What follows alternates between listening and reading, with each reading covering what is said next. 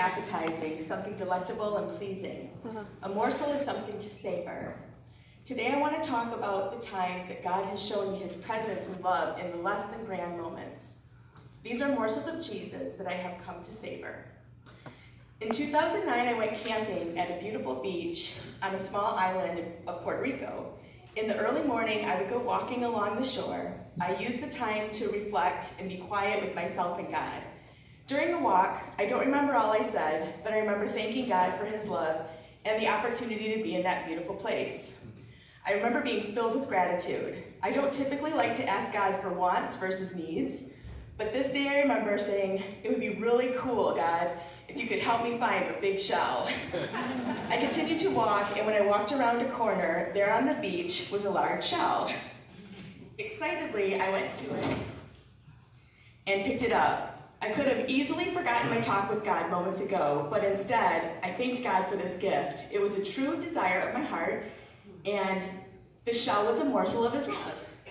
And this is my shell I found that I keep. This is my reminder to sit there for a minute. Okay. In 2011, I went to California to visit family for a week and attend my cousin's wedding. It was my first time flying and going on a major trip on my own. The last couple days of my trip, I planned to rent a car, drive up the coast to San Francisco to visit a friend living there. The drive allowed me several hours to think and talk to God. I thanked him for my trip and the beauty and asked for safety in my travels. I arrived in San Francisco early morning the last day of my trip. I was not able to connect with my friend, so I decided to make the most of my day. I hopped on a city bus, eager to see all the sights I could. The bus was mostly empty, making it easy for me to talk to the bus driver about where to go to see what I wanted to see. All was good until the stop in Chinatown, where the bus filled to a crowded standing room only.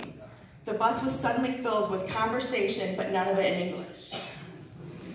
The driver and I were no longer able to communicate, and I was completely surrounded and yet completely alone. I felt small and lost, and I heard a voice say, "Can I help you? Do you know where you're going?" It was a young woman about my age. We got to talking, and it turned out I needed to get off at her stop. She told me to exit with her, and she would help me head in the right direction.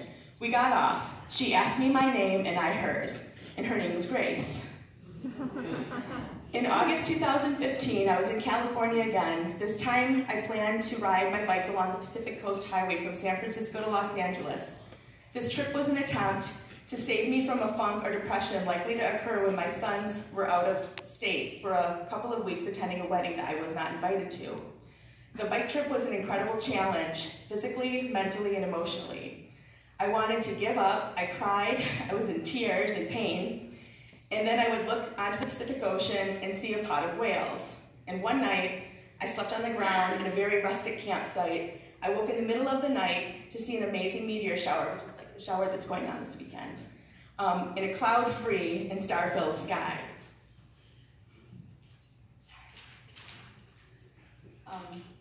There were morsels of Jesus all throughout the trip. The one I'd like to focus on, though, was from the morning the ride began.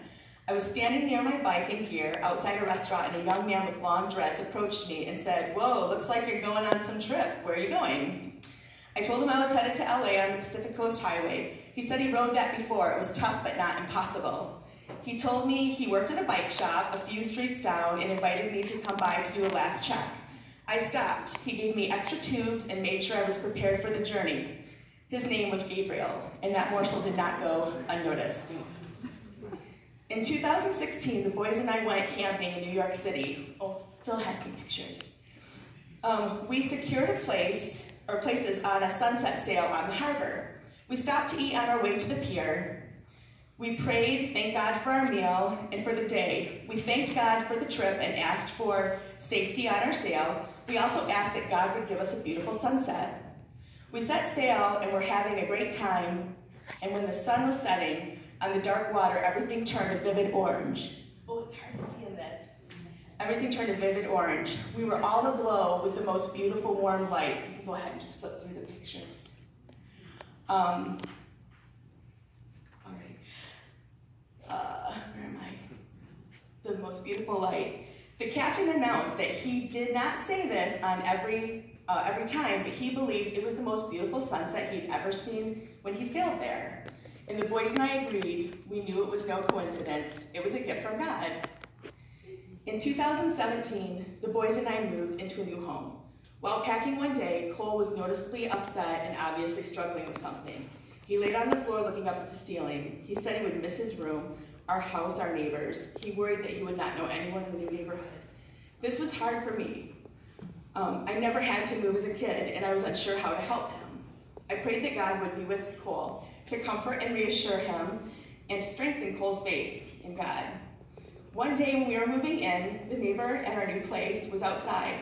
He said hi and asked if my kids went to JFK. We started talking, and the neighbor's daughter was a girl who had been in classes with Cole since preschool. It was so exciting to tell Cole, or I was so excited telling Cole. Cole and this girl had not been close friends, but they found comfort in knowing each other. God's perfect timing allowed them to go through this big move, in a sense, together. The neighbors have since moved, but God gave us a morsel to savor. It did not last forever. It was exactly what we needed when we needed it most. These God stories are not monumental. They are small bits, morsels to savor. I choose not to see these moments as coincidence. I realize and acknowledge that they are morsels of God's perfect love. Thank you.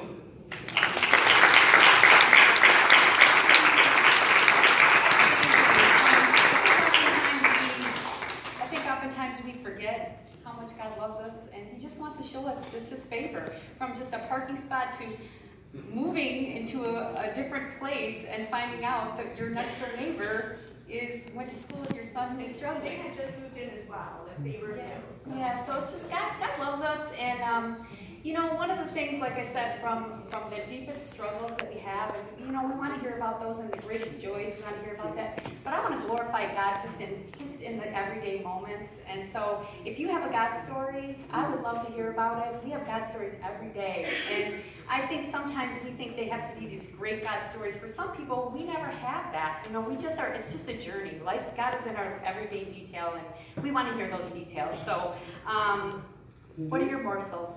We want to hear about your morsels. Thank you, Hillary.